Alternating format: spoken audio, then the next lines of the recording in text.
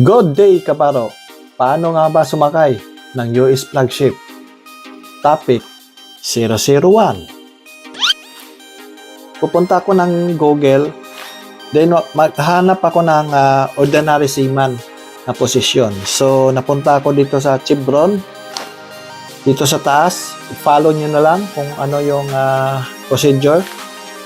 So, kung nakikita nyo, itong qualification ng ordinary seaman is dapat meron kang merchant mariner credential. Then, itong STCW 95, ito yung BT, basic training. Then, BFDSD, ito yung para sa security. Then, medical certificate, valid passport, pwede ang foreign passport dito.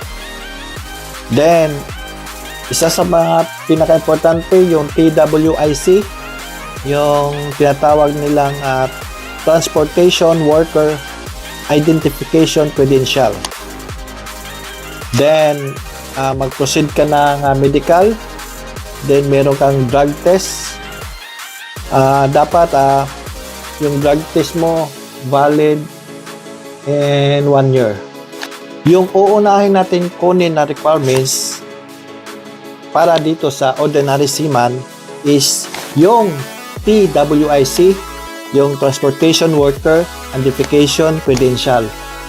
So, sa next topic natin, sa topic 002, saan ba makukuha tong TWIC? Ano ba yung purpose niyan? Then, magkano? Saan kukunin? So, abangan natin sa next video. Thank you for watching. Have a good night.